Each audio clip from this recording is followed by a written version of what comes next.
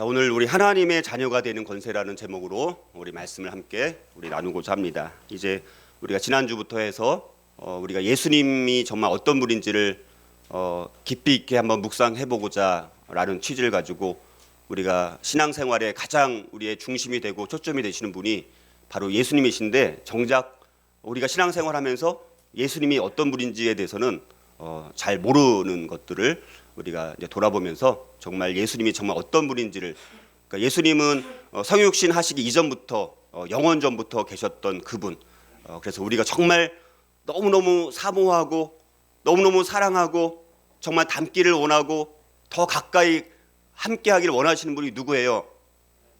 하나님, 예수님이죠. 예수님. 정말 예수님과 함께 교제하기를 너무너무 사모하고 간절히 바라는 마음들이 있으신가요? 근데 사랑하는 대상을 모르고 우리가 사랑한다라는 것은 너무 모순이 아닌가, 이런 생각들을 해보면서 우리 계속해서 이제 말씀을 살펴보면서 오늘은 우리 요한복음 1장 1절에서 18절 이 부분을 통해서 우리 하나님의 자녀가 되는 권세를 가진 엄청난 특권을 갖고 있는 사람들이라는 것을 우리가 깨닫고 어떻게 우리가 하나님의 자녀가 될 수 있는지에 대한 것들을 함께 우리 나눠보는 시간을 갖고자 합니다. 여러분, 성경을 보면 우리 인간은 몇 부류로 나눌 수 있을 것 같아요. 우리 사람을 나눈다면 몇 부류로 성경은 항상 말씀하십니까? 예, 두 부류죠. 몇 부류요? 예, 두 부류예요.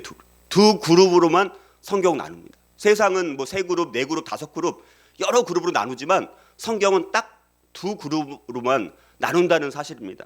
그래서 근데 성경은 여러 가지로 표현을 하더라고요. 그래서 한쪽에 있는 그룹, 한 그룹을 우리가 예를 들면 뭐 다양한 표현을 할 수가 있는데, 이제 불신자. 자, 이 불신자 쪽에 해당되는 용어가 뭐가 있나, 여러분들 아시는 용어 중에서 이 불신자에 해당되는 이 한쪽 그룹에 해당되는 사람들이 성경에 뭐라고 나와 있어요? 죄인, 불신자, 쭉정이, 가라지, 염소, 악인, 거듭나지 않은 사람들, 중생하지 않은 사람들, 혹은 자연인, 이방인, 땅에 사는 자들, 창세 이후로 그 이름이 생명책에 기록되지 못한 자들, 혹은 원수들, 또 생명책에 기록되지 못한 자, 불과 유황으로 탄 못에 던져지는 자들, 거룩한 성 예루살렘 성에 들어가지 못하는 자, 성 밖에 있을 자들, 둘째 사망에 참여할 자들. 그러니까 한쪽 그룹은 이게 다 같은 말입니다. 이쪽 그룹은 그런 그룹이고, 또 반면에 또 한쪽의 그룹은 어떤 그룹입니까? 거듭난 사람들, 중생한 사람들, 성도들, 알곡들, 곡식, 양, 의인, 하나님의 자녀, 하나님의 백성, 하나님의 사람, 인침을 받은 14만 4천 명, 마지막 시대의 승리자들, 첫째 부활에 참여하는 자들, 하나님의 증인들, 순교자들. 이게 이쪽 그룹에 해당되는 사람들이라는 것이죠. 자, 그런데 오늘 우리가 살펴볼 요한복음 1장 10절에서 12절을 보면, 거기 보니까 그 말씀이신, 로고스이신, 하나님이신, 그 예수님이신 그 예수님에 대해서 두 가지의 반응이 딱 나오고 있는 것을 보여요. 그러니까 요한복음 1장 10절에서 12절에는요, 그 말씀이 육신이 돼서 오신 그 예수님에 대한 반응이 딱 두 가지로 나오는데, 요한복음 1장 10절에서 12절 말씀을 한번 같이 한번 읽어볼까요? 요한복음 1장 10절에서 12절 같이 한번 읽어보겠습니다. 자, 시작. 그가 세상에 계셨으며 세상은 그로 말미암아 지은 바 되었으되 세상이 그를 알지 못하였고 자기 땅에 오매 자기 백성이 영접하지 아니하였으나 영접하는 자 곧 그 이름을 믿는 자들에게는 하나님의 자녀가 되는 권세를 주셨으니. 자, 이 말씀을 보니까 독생자 예수 그리스도가 하나님의 백성의 땅에 오셨을 때 딱 두 가지 반응이 있었다는 거예요. 그런데 사실 유대인들을 위해서 먼저 오셨지만 유대인들은 그 예수님을 받아들였어요? 거부했어요? 유대인들은 자기 백성들의 땅에 왔음에도 불구하고 유대인들은 그 예수님을 거부했다는 것입니다. 자, 그러나 그분을 영접하고 믿는 자들에게는 하나님의 자녀가 되는 권세를 주신다라고 말씀을 하고 있습니다. 그러니까 요한복음, 앞으로 전개될 요한복음 전체의 내용은 딱 두 부류라는 거예요. 그 하나님이신, 말씀이신, 로고스이신 예수님께서 이 땅에 자기 백성들의 땅 가운데 오셨는데, 한 부류는 그분을 거부하는 한 그룹이 있고 또 한 그룹은 영접함으로 인해서 하나님의 자녀가 되는 권세를 가지고 살아가는 사람들이 있었다라는 거예요. 딱 두 가지 부류로 나눌 수 있다는 거예요. 자, 그래서 결국 우리는 인류는요, 지금 읽었던 말씀처럼 한 그룹은 결국 예수님을 영접하지 아니함으로 결국은 불신자로 거듭나지 못하는 사람으로 살아가는 사람들 한 그룹이 있고, 또 하나의 그룹은 예수님을 영접함으로 하나님의 자녀로 살아가는 사람들이 있다라는 것. 이게 요한복음 앞으로의 모든 내용에 이 두 부류로만 나눌 수 있다는 것을 말씀을 하고 있습니다. 자, 이제 오늘 우리가 살펴볼 요한복음 1장 1절에서 18절은요, 요한복음의 이제 서론에 해당되는 부분이에요. 요한복음의 이제 프롤로그라고 하죠. 머릿말에 해당되는 부분인데, 요한복음 1장 1절에서 18절은 그래서 앞으로 요한복음 전체의 내용이 어떤 메시지인지를 아주 요약적으로 말씀하고 있는 것이 바로 요한복음 1장 1절에서 18절.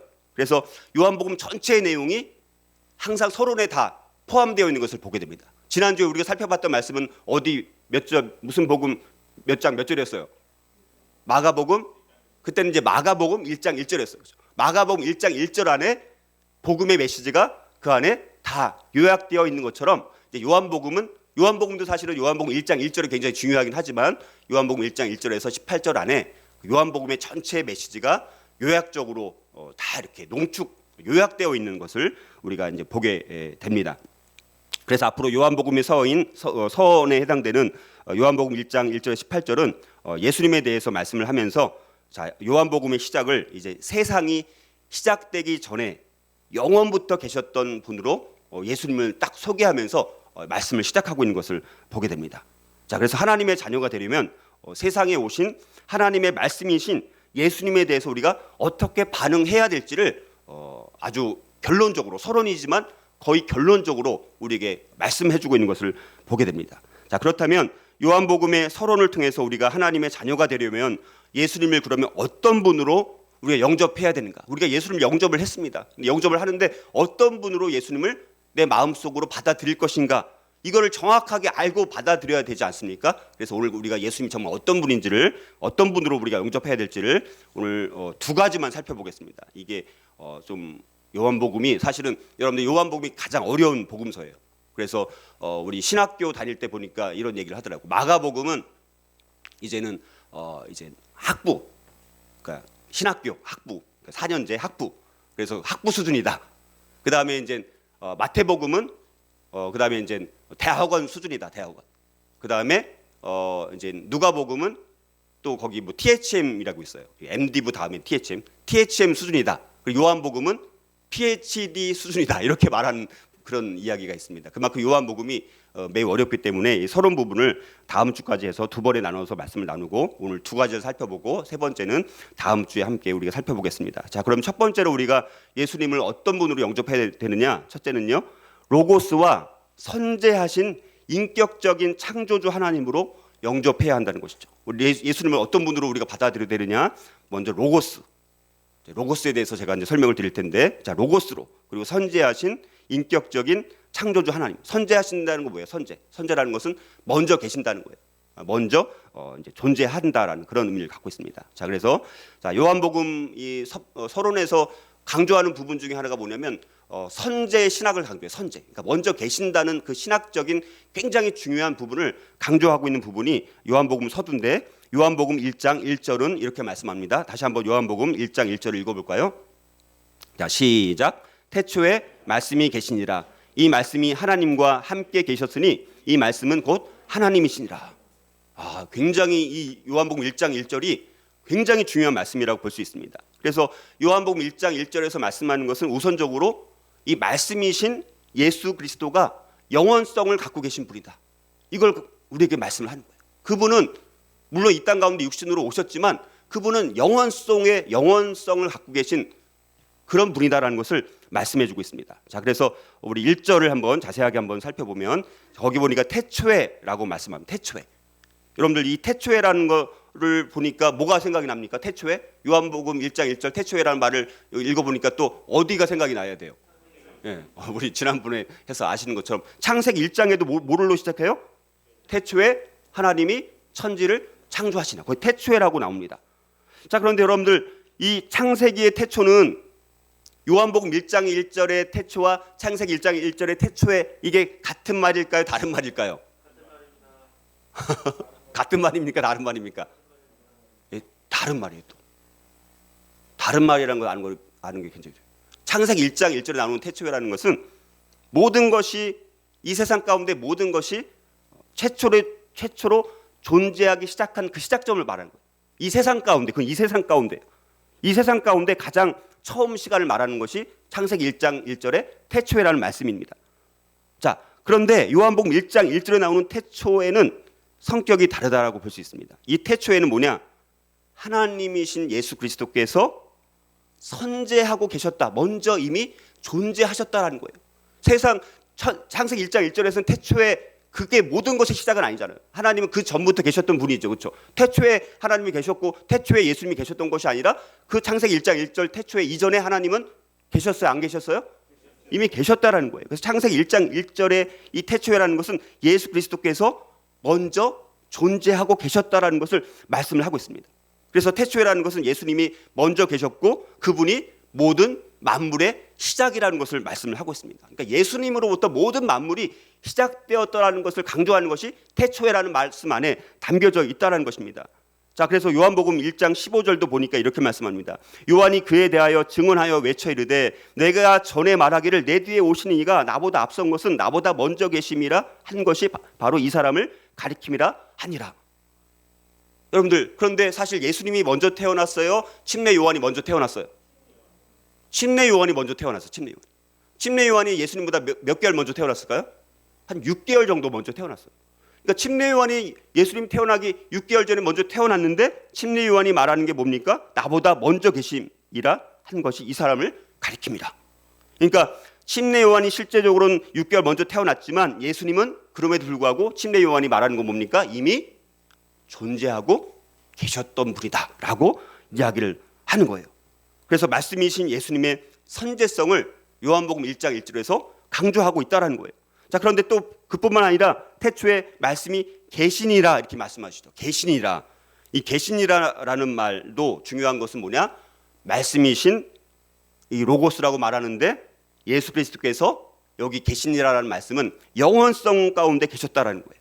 말씀이신 그리스도는 창조보다 먼저 계신 분이다라는 것을 말씀을 하고 있습니다. 근데 여기 보면 이 계시니라라는 말씀이 이게 헬라어가 좀 쉽진 않지만 이게 미완료라는 걸로 되어 있어요. 미완료. 자, 우리나라는 과거와 현재라는 것을 다 포함하는 용어가 없어요. 근데 이 계시니라라는 이 미완료로 되어 있다라는 것은 우리 예수님은 과거로부터 현재까지 끊임없이 계속해서 존재하셨던 분이라는 것을 말씀할 때 이 미완료라는 것을 통해서 말씀을 하고 있습니다. 그러니까 우리 피조물의 입장에서 우리 피조물이 있는 우리 기준으로 해서 볼 때 과거로 돌아가서 지금까지 과거로부터 그 과거는 끝이 없는 과거입니다. 현재까지 끊임없이 존재하셨던 분, 이게 태초에 말씀이 계시니라. 이 계시니라 안에는 바로 그런 의미가 담겨져 있는 것을 보게 됩니다. 그러니까 계시니라는 것은 시간을 초월하는 개념이에요. 그러니까 우리 예수님이 존재하시는 개념은 시간을 초월해서 영속성을 갖고 영원성을 갖고 계속성을 갖고 과거로부터 그 과거라는 것은 끝이 없는 영원전부터 계속해서 지금까지 다함이 없이 존재해 왔던 분이 바로 예수님이다라는 것을 우리에게 말씀을 하고 있습니다. 그러니까 굉장히 예수님의 영원성을 우리가 강조하고 있는 것을 우리가 보게 됩니다. 자, 그리고 요한복음 이제 1장 1절에서 이제 가장 중요한 단어 하나가 나오는데 그게 뭡니까? 태초에 뭐래요? 태초에 뭐가 계시니라? 말씀이 계시니라. 여기 말씀이라는 것이 가장 중요한 단어입니다. 여러분, 우리가 말씀이란 말은 많이 들어봤어, 안 들어봤어요? 우리가 맨날 신앙생활하면서 우리가 하는 말이 뭡니까? 우리가 말씀대로 살자, 말씀 안에 거하자, 이런 말을 많이 하는데 여기서 말하는 이 말씀이라는 것은 우리가 말했던 그런 단순한 그런 말씀이 아니라는 것을 우리가 기억을 해야 되는데, 이 말씀은 헬라어로 뭐라고 그러냐면 로고스라고 해요. 로고스 들어보셨어요? 안 들어보셨어요? 제가 그래서 사실은 로고스란 말이 너무 신묘막측한 그런 말이다 보니까 제가 옛날에 이제 홈스쿨링 하면서 그 홈스쿨링마다 홈스쿨링 그 이름을 지어요. 그래서 우리 집은 무슨 홈스쿨링, 우리 집은 무슨 홈스쿨링. 저희 집 홈스쿨링 이름이 뭔지 아시나요? 로고스 빌리지 홈스쿨. 자, 로고스.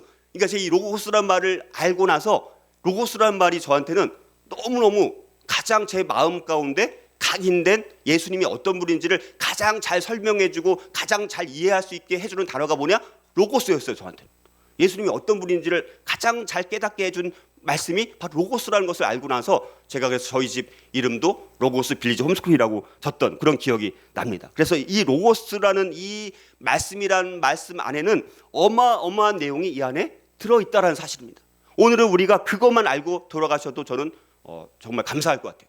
여기 계신 우리 모든 분들이, 이 말씀을 듣는 모든 분들이 이 로고스 안에 어마어마한 내용이 들어있다는 것을 알고만 가도, 그리고 그 로고스라는 분을 인격적으로 만나고 돌아갈 수만 있다면 저는 더 이상 바랄 것이 없다는 거예요. 그런데 이 말씀은 누구를 가리키는 걸까요? 이 로고스는 누구를 가리킬까요? 예수님을 가리키는 거예요. 이 로고스, 그러니까 예수님을 요한복음 1장 1절에서 뭐라고 그걸 가리키면서 시작을 하는 거예요? 로고스. 근데 요한복음 1장 1절도 거의 요한복음의 결론이라고 해당될 수 있는 거예요. 서론이지만. 그만큼 로고스란 이 말씀 안에는 굉장히 중요한 내용이 들어있다는 것을 알 수가 있습니다. 단순히 그냥 예수님께서 성육신을 하기 이전에 문자 그대로 그냥 말씀으로 존재했다, 그런 의미가 아니라는 것이죠. 그래서 우리가 이 로고스를 이해하기 위해서는 우리가 이제 세 가지로 설명을 할 수가 있습니다. 이 로고스라는 것은 세 가지로 이제 설명할 수가 있는데, 이 세 가지를 한번 여러분들이 잘 기억하시면 좋을 것 같아요. 첫 번째는 이 로고스라는 단어가 갖고 있는 성격이 어떤 성격이냐, 이거를 우리가 잘 이해해야 되는데, 첫 번째는요, 사고로서의 로고스예요. 사고로서의 로고스. 사고, 우리 생각하는 개념의 로고스라는 거예요. 그러니까 이 로고스라는 말 안에는 헬라적인, 그리스적인 개념도 들어있고 히브리적인, 구약적인 개념이 다 들어있는 개념이에요. 그러니까 요한복음은 그래서 대상이 누굽니까? 마가복음은 대상이 누구라고 했어요? 지난주에 했는데 로마인. 누가복음 대상이 누구예요? 헬라인. 마태복음 대상이 누구예요? 유대인. 요한복음의 대상은 누구라고요? 모든 사람들. 그러니까 로고스라는 말을 딱 들었을 때 헬라 사람들도 그렇고 유대인들도 그렇고 듣는 모든 사람들이 로고스라는 말을 세 가지로 설명을 하는데, 그거를 들었을 때는 다 어떤 분인지를 다 알 수 있는 가장 최적화된 용어가 뭐냐? 바로 로고스라는 말이라는 거예요. 근데 첫 번째 의미는 뭐냐? 사고로서의 로고스라는 거예요. 자, 이것은 무슨 말이냐면, 사고로서의 로고스라는 말은 우주 창조의 모든 작품이 누구의 솜씨라는 거예요? 예수 그리스도의 솜씨라는 것이 이 안에 담겨져 있다는 거예요. 이게 무슨 말이냐면, 자, 로고스이신 예수님께서 하나님과 더불어서 우주 천지 만물을 창조하셨습니다. 그렇죠? 창조한 다음에 인간이 그다음에 어떻게 됐어요?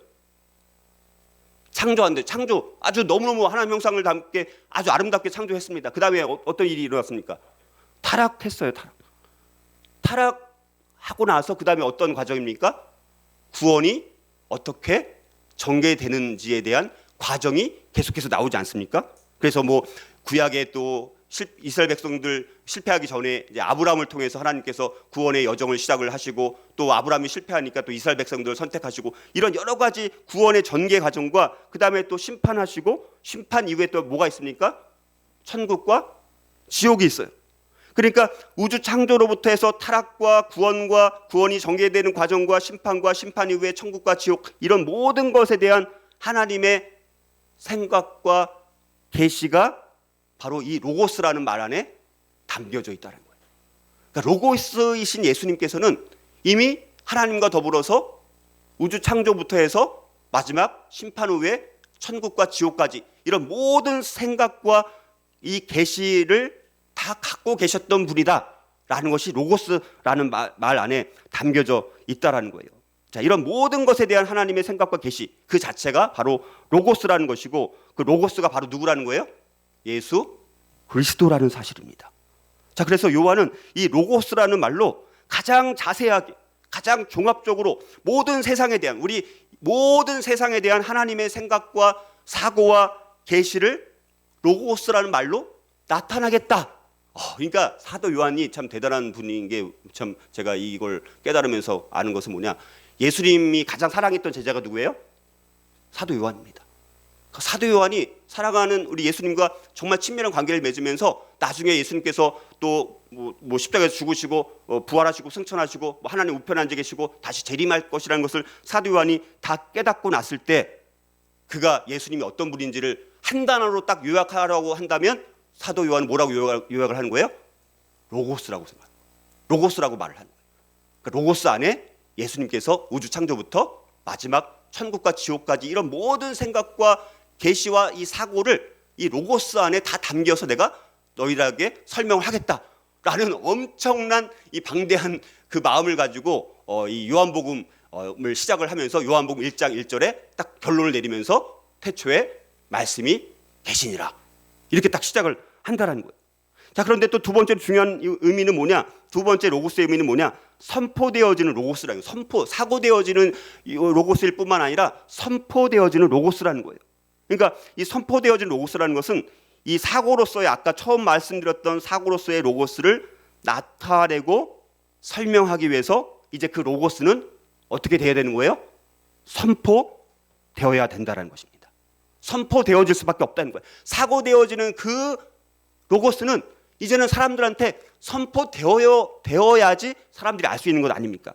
자, 그래서 이제는 예수님은 하나님이 소위 죄인인 인간들에게 가장 직접적으로, 가장 분명하게, 가장 확실하게 설명되어지고 확인되어질 수 있도록 이제 로고스는 많은 사람들한테 선포되어지고 제시되어져야 한다라는 것을 말씀을 하는 거예요. 자, 그래서 이게 이제 이 로고스가 중요한 이유는 또 히브리서 1장 1절과 2절과 관련이 있어요. 자, 이렇게 말씀합니다. 히브리서 1장 1, 2절 보니까 제가 읽어드리겠습니다. 옛적의 선지자들을 통하여 여러 부분과 여러 모양으로 우리 조상들에게 말씀하신 하나님이 이 모든 날 마지막에는 아들을 통하여 우리에게 말씀하셨으니 이 아들을 만유의 상속자로 세우시고 또 그로 말미암아 모든 세계를 지으셨느니라 이렇게 이제 말씀을 하고 있습니다. 그러니까 사도 요한이 지금 생각하고 계획하는 것은 뭐냐? 요한복음을 기록하면서 사도 요한이 생각하는 건 뭐냐? 적어도 사도 요한이 생각할 때 요한복음을 기록하면서 이제 뭡니까?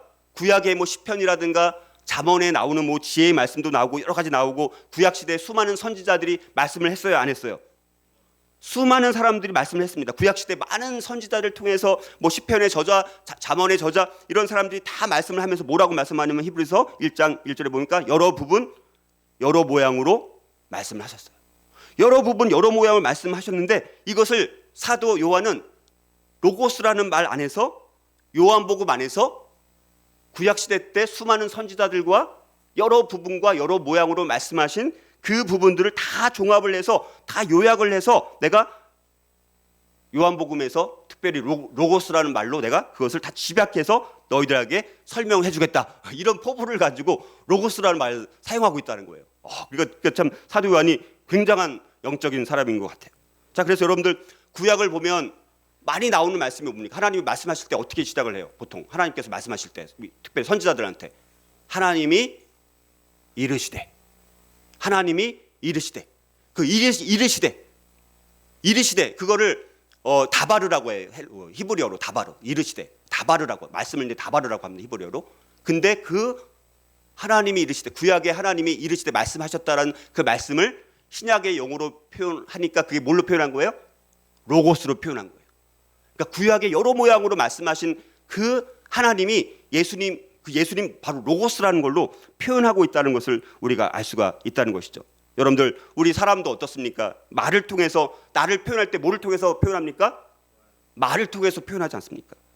상대방을 이해할 때도 상대방이 말하는 것을 통해서 상대방을 우리가 이해하는 거예요. 우리가 상대방을 어떻게 압니까? 말을 통해서 저분이 어떻게 말을 하는지에 따라서 저분이 어떤 분인지를 알 수 있어 없어요? 알 수 있다는 거예요. 우리 인간도 말을 통해서 내 자신을 표현하고 상대방을 이해하는 것처럼 하나님이신 예수 그리스도께서도 이제 말씀을 통해서 이 로고스를 통해서 우리에게 말씀하신다는 거예요. 그러니까 로고스이신 말씀이신 우리 예수님은 뭐를 통해서 말씀을 하세요? 로고스를 통해서 말씀을 하시는데 그것은 무슨 말입니까? 우리와 소통을 한다는 거예요, 안 한다는 거예요? 우리가 소통한다는 거예요. 그러니까 우리 예수님은 하나님의 인격성을 갖고 계시다는 거예요. 그러니까 로고스라는 의미 안에는 선포되어진다라는 말 안에는 우리 예수님 하나님이신 예수님께서 로고스 말씀으로 우리와 뭐 한다는 거예요? 교통한다라는 거예요. 인격자로 지정의가 다 갖고 계신 분이 바로 말씀이신 로고스이신 예수님이라는 것을 말씀을 하고 있습니다. 그러니까 로고스는 우리 인간 존재와 소통할 수 있는 하나님께서 자기 계시를 한 것이 바로 로고스라는 말 안에 담겨져 있다는 거예요. 그러니까 요한복음 1장 1절을 통해서 예수 그리스도께서 인격을 갖고 계신 분이라는 거예요. 그렇지만 그 인격을 갖고 계신 분이 인간이 아니면서 또 어떤 분이에요? 영원성을 갖고 계시면서도 신성을 갖고 계신 분이 바로 예수님이다라는 것을 말씀을 하고 있습니다. 그러니까 요한복음 1장 1절을 통해서 영원한 인격의 신성을 선포함을 통해서 바로 요한복음서를 출발하고 있는 것을 우리가 볼 수가 있다는 것이죠. 자, 요한복음에서의 또 로고스의 세 번째 의미는 이게 또 중요한데 어떤 의미가 있냐? 종말론적인 로고스예요. 종말론적인 로고스. 여러분 히브리서 1장 2절을 보면 이렇게 말씀합니다. 이 모든 날 마지막에는 아들을 통하여 우리에게 말씀하셨으니. 여기 보니까 이 모든 날 마지막에는 누구를 통하여 우리에게 말씀하셨다고요? 아들을 통하여. 아들이 누굽니까? 예수님이지 않습니까? 이 모든 날 마지막, 이 종말, 이 모든 날 마지막은 뭘 가리키는 거예요? 종말을 가리키는 거예요. 그러니까 종말에 누구를 통해 우리가 말씀하신다고요? 예수님을 통해서, 아들을 통해서. 자, 이것은 무슨 말이냐면, 자, 하나님께서 요한복음에서 예수 그리스도를 말씀, 로고스라고 이렇게 표현하고 있는 것은 이제 뭡니까? 최후에 더 이상 존재하지 않는, 더 이상의 대안이 없는 마지막 카드가 되는 분이 누구라고요? 예수님이라는 거예요. 우리가 마지막 히든 카드를 내잖아요. 그렇죠? 마지막 히든 카드를 언제 냅니까? 다 이제 져요. 게임에서 계속 져요. 근데 딱 하나 이 마지막 히든 카드가 있어요. 근데 이 마지막 히든 카드는 언제든지 내면 거의 이길 수 있어 없어요? 이길 수 있는 카드가 마지막 히든 카드 아닙니까? 근데 예수님이 로고스이신 말씀이신 예수님이 뭡니까? 종말에 더 이상 존재하지 않는 그 어떤 대안도 없는 마지막 히든 카드가 되시는 분이 누구라는 거예요? 예수님이라는 거예요. 예수님. 여러분들 종말이라는 것, 말세라는 것. 자, 여기 종말의 말세 예수님이 이제 마지막이라는 거예요. 이제. 예수님이 이제 끝이라는 겁니다. 여러분들 보통 우리가 종말하면 되게 뭐라고 생각해요? 예수님께서 초림하셨을 때 종말이 시작된 거예요. 여러분 종말이 우리가 언제 시작되느냐 하면 언제라고 생각해요? 종말하니까 언제라고 생각합니까? 지금도 이제 종말이 아니라고 생각하는 말. 한참 뒤에 종말이 오겠지. 이렇게 생각하는데 신약 성경에서 말하는 종말의 개념은 시간적인 개념이 아니에요. 우리는 자꾸 종말 시간적인 개념을 생각하다 보니까 예수님께서 재림하신다고 한 게 벌써 몇 년이 지났어요. 거의 2000년이 지났어요. 야, 무슨 2000년이나 지났는데 예수님 재림하신다고 해놓고 2000년이 지나도록 재림 안 한 거 보니까 거짓말 아니냐 이렇게 생각해야 하네요? 생각한다. 그거는 우리의 종말의 시간적인 개념을 갖고 생각하기 때문에 그런 거예요. 성경에서는 그렇게 생각하지 않는데 우리 인간적인 사고 안에서 생각을 해보니까 종말이라는 것은 시간적인 개념을 생각하니까 2000년이나 지났는데도 예수님이 안 오시는 거 보니까 이거 이상한 거 아니냐 이렇게 생각하는데 순서적인 개념이 아니라 순서적인 개념이에요. 순서적인. 종말이라는 것은 어떤 개념? 시간적인 개념이 아니라 순서적인 개념. 순서적인 개념이라는 건 뭐예요? 주님이 재림하시려면 뭐가 있어야 돼요? 초림을 하셔야 되는 거죠. 초림을 하시고 났으니까 순서적인 개념으로 다음에는 뭐예요? 재림. 그러니까 초림부터 재림 사이가 어떤 시간이에요? 종말인 거예요. 종말. 종말인 거예요. 지금 2000년 동안이 종말의 시대를 사는 거예요. 만약에 예수님 혹시라도 1000년이 더 지나서 오면 3000년 동안 계속 종말인 거예요. 우리는 1000년이 엄청 긴 것 같지만 하나님이 볼 때 1000년이라는 것은 하루도 안 되는 거예요. 하루도. 그냥 점에 해당되는 거예요. 그러니까 우리 자꾸 인간의 사고방식으로 하나님을 생각하다 보니까 이게 이해가 안 되는 거예요.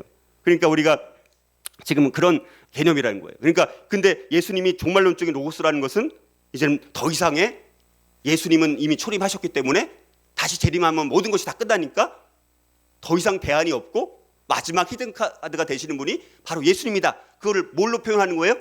로고스로 표현한다는 거예요. 로고스로 표현한다는 거. 그러니까 이 로고스 안에 이거 어마어마한 내용이 들어있어 안 들어있어요.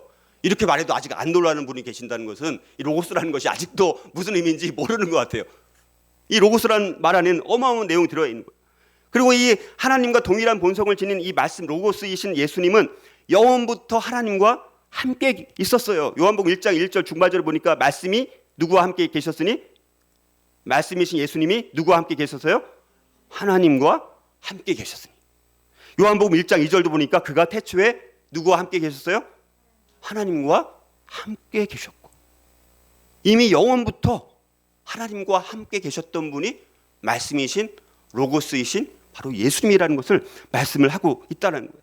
그리고 예수님은 궁극적으로는요, 하나님과 또 동등한 분, 하나님과 함께 있는 분 정도가 아니라 그분은 뭐예요? 요한복음 1장 1절 끝에 보니까 이 말씀은 뭐라고 해요? 곧 하나님이시니라. 이 말씀이신 로고스이신 예수님 바로 하나님이시니라라고 말씀을 하고 있다라는 거예요. 창조, 그리고 그뿐만 아니라 창조에 함께 참여했던 창조주가 되시는 분이 바로 예수님이십니다. 요한복음 1장 3절을 보니까 3절 같이 한번 읽어볼까요? 요한복음 1장 3절 같이 읽어보겠습니다. 시작. 만물이 그로 말미암아 지은 바 되었으니 지은 것이 하나도 그가 없이는 된 것이 없느니라. 창조주 하나님이라는 것을 우리 가운데 말씀하고 있습니다. 자, 그래서 지금 세 가지를 말씀드렸습니다. 요한복음에서 로고스라는 그 성격이 뭐냐? 사고되어지는 로고스이고 선포되어지는 로고스이고 종말론적인 로고스라는 것을 말씀을 하고 있습니다. 자, 이것을 우리가 정리를 하면, 이 정리만 아시면 알아도 될 것 같아요. 자, 정리를 하면 무슨 말이냐면, 우리 인간은 어떤 존재예요? 원래 죄인된 인간이죠. 우리는 죄인된 인간입니다. 근데 죄인된 인간에게 하나님께서 무한한 자비와 무한한 은혜와 무한한 사랑으로 당신 하나님을 우리에게 알려줄 수 있는 방법이 뭐가 있을까라고 했을 때, 하나님께서 요한 복음의 저자 요한을 통해서 내가 누군지를 너희들에게 알려주기 위해서 가장 적당한 용어가 뭘까? 죄인인 인간, 죄인인 인간이 하나님을 스스로 알 수 있어요? 없어요? 알 수가 없습니다. 하나님께서 우리에게 계시를 해주는데 어떻게 내가 너네들한테 계시를 해줘야지, 내가 누군지, 예수 그리스도가 어떤 분인지 너희들 어떻게 하면 알 수 있을까? 우리도 어떻습니까? 부모들이 자녀들한테, 아니면 교사가 뭘 설명할 때 아주 그냥 뒤틀려서 설명을 해요? 가장 그 아이가 알아들을 수 있도록 설명합니까? 가장 알아들을 수 있도록 설명하는 것처럼 하나님도 죄인인 인간에게 어떻게 하나님과 예수 그리스도를 계시하기 위해서 가장 나를 잘 표현할 수 있는 단어가 뭘까? 그거를 요한에게 깨닫게 해준 말이 뭡니까? 로고스라는 거예요. 로고스로 설명을 해주니까 죄인된 인간이 내가 어떤 분인지 가장 잘 알 수 있는 용어가 로고스야. 요한이 그걸 깨닫고 요한복음을 기록하면서 요한복음 1장 1절에 태초에 말씀이 계시니라, 태초에 로고스가 계시니라, 태초에 예수 그리스도가 계시니라, 이렇게 설명을 하니까 사람들이 가장 잘 알 수 있다라는 것을 우리에게 말씀하고 있습니다. 그래서 죄인된 인간이 하나님을 가장 잘 알 수 있는 최선의 방법으로 계시된 것이 뭐예요? 로고스라는 거예요. 죄인인 인간이 하나님을 가장 잘 알 수 있는 최선의 방법으로 우리에게 계시된 용어가 뭐라고요? 로고스라는 것입니다. 자, 그래서 우리가 요한복음의 서론을 통해서 우리가 하나님의 자녀가 되려면 예수님을 우선적으로 누구로 받아들여야 돼요? 로고스로 받아들여야 돼요. 로고스가 어떤 의미인지 우리가 설명을 드렸어요. 그리고 선지하신 인격적인 창조주 하나님으로 우리가 영접을 해야 한다라는 사실입니다. 그러니까 여러분들 이 로고스란 말 굉장히 이제 사랑을 할 것 같아요? 안 사랑할 것 같아요? 제가 로고스 빌리지 홈스쿨이라고 이름 지은 이유를 알 것 같아요? 모를 것 같아요? 알 것 같아요. 그러니까 여러분들 이 로고스란 말이 어떤 의미인지를 알고, 하나님을 나한테 가장 잘 최적의 방법으로 알려줄 수 있는 용어가 로고스구나, 우리가 이렇게 받아들이면 참 좋을 것 같아요. 자, 두 번째로 요한복음의 서론을 통해서 우리가 하나님의 자녀가 되려면 우리가 또 예수님을 어떤 분으로 영접해야 될까? 두 번째는요, 생명과 우리를 비추시는 참 빛으로 개인적으로 영접하는 게 또 중요합니다. 개인적으로. 자, 예수님을 어떤 분으로? 생명으로 우리를 비추시는 참 빛으로 영접해야 될 것을 말씀하고 있습니다. 자, 요한복음 1장 4절은 이렇게 말씀합니다. 그 안에 뭐가 있었으니? 생명이 있었으니. 이 생명은 뭐예요? 사람들의 빛이라. 그 안에 생명이 있었다는 거, 이 로고스를 말하고 있는 것입니다. 그러니까 이게 그 안에 생명이 있다는 것은 무슨 말이냐면, 출애굽기 3장 14절에 보면 하나님이 모세에게 나타나셔서 당신을 뭐라고 계시해 주십니까? 모세에게 나타나서 우리 여호와라는 뜻이 뭐예요? 야훼라는 뜻이 뭐예요? 나는 스스로 있는 자이니라. 하나님은 어떤 분이에요? 누구에 의해서 존재되어지는 분이 아니라 나는 스스로 있는 자. 유일하게 스스로 있는 분은 누구예요?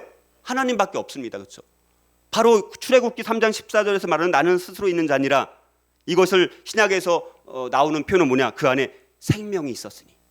이 생명은 바로 로고스라는 것을 우리 가운데 말씀을 하고 있습니다. 여러분들, 그러면 생명이라는 것은 이게 뭘 의미하냐면 영생을 말하는 거예요. 생명은 뭐라고요? 영생을 말하는 것입니다. 여러분들, 이 생명이라는 건 어떤 걸 의미하냐면 평화를 의미합니다. 우리가 생명이 있다는 것은 우리가 평화를 갖고 있다는 거예요. 생명이 있다는 건 뭘 또 의미하냐면 번영을 한다는 의미입니다. 행복을 의미합니다. 완벽한 완전한 기쁨을 말하는 거예요. 여러분들, 우리가 생명이 있으면 참된 평화가 있어야 돼요, 없어야 돼요? 있어야 돼요. 내가 생명이 있다고 하면 내가 안에 번영이 있어야 돼요, 없어야 돼요? 행복이 있어야 돼요? 완벽한 기쁨이 있어야 된다는 것입니다. 자, 우리 안에는 근데 생명이 있어, 없어요? 원래는 우리 안에는 생명이 원래는 있어, 없어요? 없어요.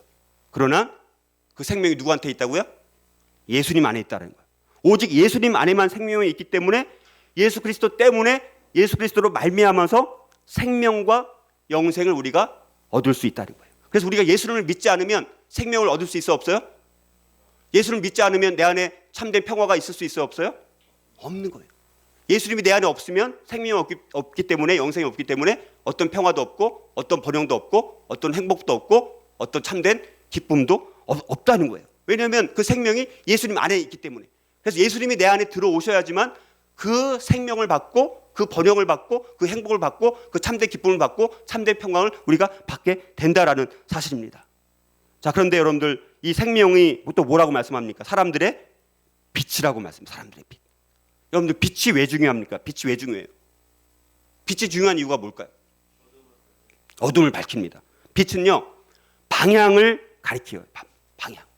빛이 방향을 가리킵니다. 그리고 빛은 만물이 소생하고 살 수 있게 하는 게 빛입니다. 빛이 없으면 만물이 소생하고 살 수가 없다는 거예요. 빛은 우리 인간 내면 세계에 꼭 필요한, 비유적으로 봤을 때 인간 내면 세계에 꼭 필요한 영적인 빛을 우리에게 말을 하고 있는 것을 말합니다. 빛은 그래서 하나님에 대한 참된 지식을 말하는 거예요. 빛이라는 건 우리가 하나님에 대한 참된 지식을 알고 그분을 받아들일 때 우리 안에 그 빛을 비추는 거예요. 우리 인간의 바른 삶을 위한, 참된 바른 삶을 위한 지식을 빛이라고 말하기도 하고, 하나님의 존재, 하나님의 계시 자체가 빛이라고도 말할 수가 있습니다. 여러분들, 우리가 창세기를 보면 하나님께서 가장 먼저 첫째 날에 창조하신 게 뭐예요? 우리 첫째 날, 둘째 날, 셋째 날 창조하시잖아요. 첫째 날 창조한 게 뭐예요? 빛을 창조하신 거예요. 빛. 하나님께서 먼저 창조하신 것도 빛을 창조하셨어요. 왜냐하면 빛이 없으면 다른 것을 만들어도 소용이 없으니까. 빛을 먼저 만드신 거예요. 빛이 모든 것의 시작이 되는 거예요. 그래서 사실은 이 빛과 생명이라는 것은, 이 생명과 빛이라는 것은 같은 말입니다. 그러니까 우리 안에 생명이 들어와야 되고, 빛 대신 그리스도가 우리를 비춰주시고, 그 빛 대신 우리 주님이 나를 비춰주실 때만 우리가 참된 생명으로 살아갈 수 있다는 것을 말씀을 하고 있습니다. 자, 그런데 여러분들, 요한복음 1장 5절을 보니까 빛에 역행하는 존재가 나타납니다. 그게 뭡니까? 5절에 보니까 빛이 어둠을 비치되 어둠이 어떻게 해요? 깨닫지 못하더라. 어둠은 뭘 말하는 걸까요? 어둠. 뭐가 어둠일까요? 그냥 캄캄한 게 어둠일까요? 어둠이라는 것은 독생자 예수 그리스도를 통한 구원에서 벗어나는 모든 존재가 다 어둠이에요. 오로지 예수 그리스도 안에서만 빛이 있기 때문에 그 그리스도를 통한 구원에서 벗어난 모든 존재는 다 뭡니까? 어둠이라는 거예요. 그래서 악의 세력이라든가 빛의 증거를 필요로 하는 이 세상의 영적인 맹인들, 또 빛을 인식하지 못하는 모든 세상을 다 어둠이라고 표현할 수가 있다라는 것입니다. 근데 어둠이 세상을, 빛이 어둠에 비치되 어둠이 깨닫지 못하도록, 깨닫다라는 것은 우리가 이제 언더스탠딩, 우리가 깨닫다라는 의미도 있어요. 근데 이 깨닫다는 중요한 의미가 이제 우리가 이해한다라는 뜻도 있지만, 또 하나의 뜻이 뭐가 있냐면, 깨닫다라는 것은 이기다라는 뜻이 있습니다. 이기다. 깨닫는 것도 중요하지만 우리가 이기는 거예요. 그러니까 빛이 어둠에 비치되 어둠이 이해하지 못하더라. 어둠이 또 무슨 말로? 이기지 못하더라. 이렇게 말씀을 하고 있다라는 거예요. 그래서 우리가 이걸 통해서 예수 그리스도가 빛이시기 때문에 어둠을 밝혀서 인생을 구원과 진리의 길로 인도하실 수 있는 유일한 분이 빛 대신 예수님이신 거예요. 그리고 참된 빛 대신 그리스도 안에 있을 때만 어둠이 우리를 이길 수가 없다는 거예요. 빛 대신 그리스도 안에서 있을 때만 어둠이 우리를 이기지 못하는 거예요. 근데 우리가 빛 대신 주님 안에 있지 않고 생명 안에 있지 않을 때 어둠이 우리를 어떻게 하는 거예요? 이기게 되는 거예요. 어둠한테 지게 되는 거예요. 우리가 사탄의 세력 가운데 우리가 지게 될 수밖에 없다는 거예요. 근데 우리가 참빛 되시는 그리스도 안에 있을 때는 어둠이 결코 우리를 이길 수 있어, 없어요? 이길 수 없다는 것을 말씀을 하고 있습니다. 그래서 요한복음 1장 6절 8절을 보니까 침례 요한이 이제 빛에 대해서 증거하러 왔다고 말씀을 하면서 자기는 빛이 아니다. 자기는 빛에 대해서 증거하러 왔다. 이렇게 이야기를 합니다. 6절 8절 한번 같이 한번 읽어보겠습니다. 요한복음 1장 6절 8절 같이 읽어보겠습니다. 시작. 하나님께로부터 보내심을 받은 사람이 있으니 그의 이름은 요한이라. 그가 증언하러 왔으니 곧 빛에 대하여 증언하고 모든 사람이 자기로 말미암아 믿게 하려 함이라. 그는 이 빛이 아니요 이 빛에 대하여 증언하러 온 자라. 이렇게 말씀을 하고 있습니다. 침례 요한은 그 사명을 따라서 참 빛이신 예수님을 온전히 증거하는 삶을 살았던 것을 말씀을 하면서 요한복음 1장 9절을 보니까 그런데 참빛 그 세상에 와서 각 사람에게 비추는 빛이 있었나니, 여기 보니까 뭐라고 말씀합니까? 그 빛이 그냥 빛이 아니라 참 빛이라고 말씀을 하면서, 그렇다는 것은 뭐예요? 이 세상에도 빛이 많이 있다는 거 없다는 거예요. 이 세상에도 여러 빛이 있고 많은 빛이 있지만, 수많은 빛이 있지만, 그러나 예수님만이 유일하게 참빛 되시는 분은 누구만이라고요? 예수님만이. 예수님만이 참 빛이라는 것을 말씀을 하고 있습니다.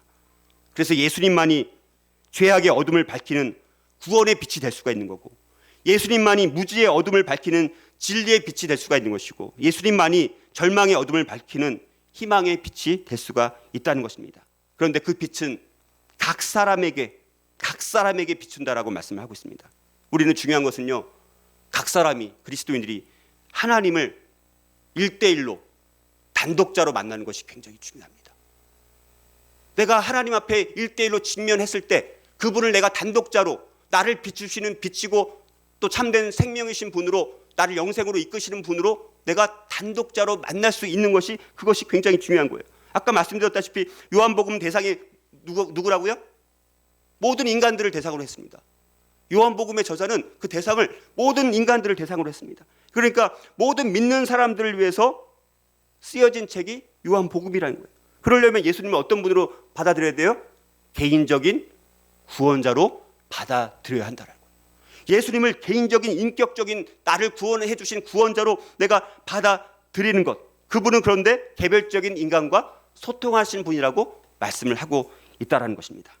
여러분들, 오직 주님만이 우리의 참 빛이 되신다라고 말씀을 하고 있고, 우리를 예수님께서 참 빛이신 예수님께서 우리를 비춰주실 때만 우리가 빛 가운데 거할 수 있다라는 사실을 우리가 기억을 하고, 우리가 그분을 우리가 개인적으로 인격적으로 참 빛으로 나를 구원해 주신 생명을 수여해 주신 분으로 우리가 영접을 할 때 그 안에 우리가 생명을 누리고 영생을 누리고 참된 평안과 참된 행복과 참된 번영과 참된 좋은 것들을 우리가 누리며 살아갈 수 있다라고 성경은 말씀하고 있습니다. 저와 여러분들이 오늘 말씀을 통해서 예수님을 어떤 분으로 영접해야 될지를 살펴봤습니다.